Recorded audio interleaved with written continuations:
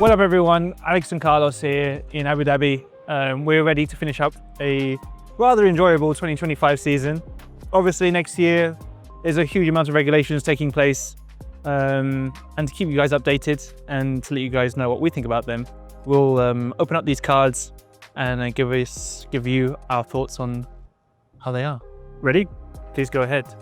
Okay, size and shape. The cars for 2026 are shorter, 200 millimeters, which is, how much is 200 millimeters? 20 centimeters? Okay. And 100 millimeter narrower. Okay. And 30 kilos lighter. So they're smaller, basically. Yeah. Tires are also smaller.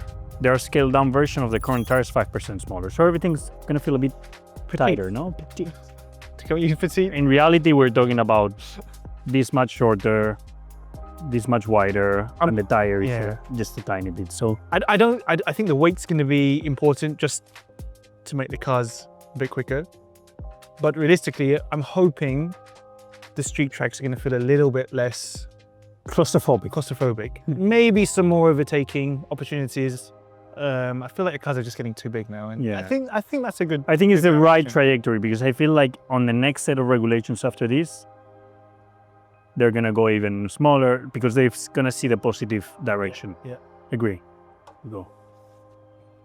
This one's nice. The fuel is going to be fully sustainable, meaning it's either from biomass plants that have already absorbed carbon, or by sucking carbon out of the air, or a mixture of both. Okay. It is not zero emission because it is still a carbon fuel, but it only splits out the carbon that has gone into making it. So it's a lot more healthy, no? It's closer to net zero. It's a lot cleaner. It's cleaner fuels. I think Formula 2 were using it this year, and it seems to be working well. Unproblematic, let's say that. Okay. So, good. DRS is no longer a thing. Instead, both the front and rear wings will have 3 elements, 2 of which are movable to give you more straight line speed. However, well, first of all, on that, are you gonna miss DRS?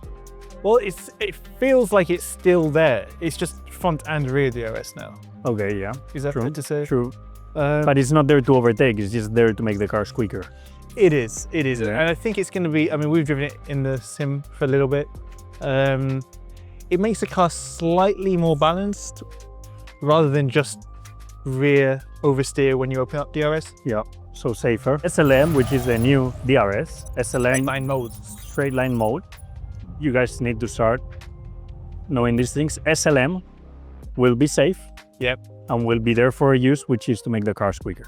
Yeah, that'll be interesting. And then we will have here they say push to pass, but in reality it would call the override, I think. Yeah.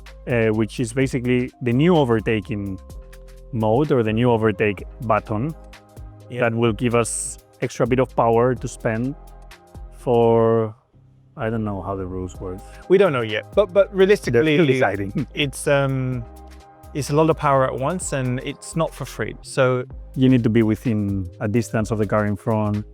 And the thing is these cars are going to be so battery dependent.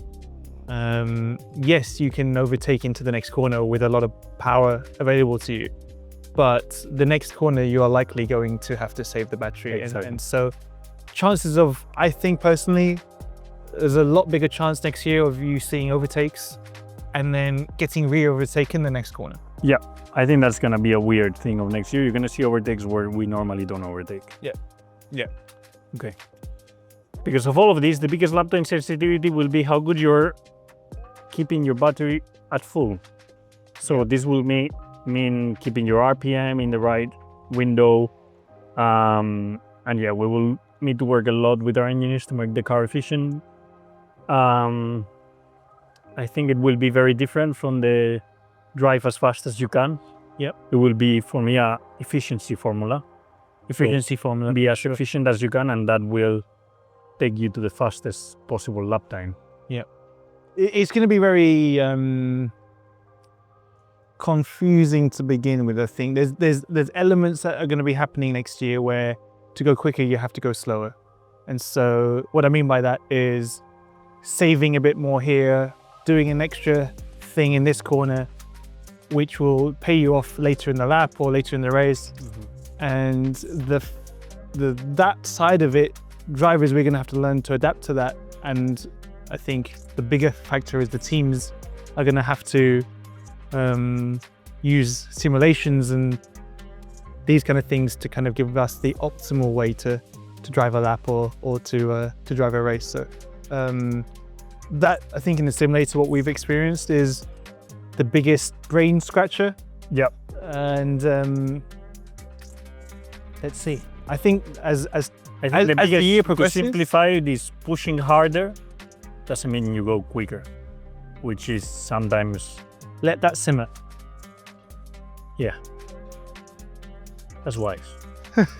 The most effective change, well, For sure, the power unit. power unit's going to be the biggest single change. I don't personally think Tires are, downforce of the car is going to feel that different. the cars are gonna get quick very quickly, I think. Do you think so? We need a winter break first. Yeah. Okay, I hope you guys enjoyed our little tech talk.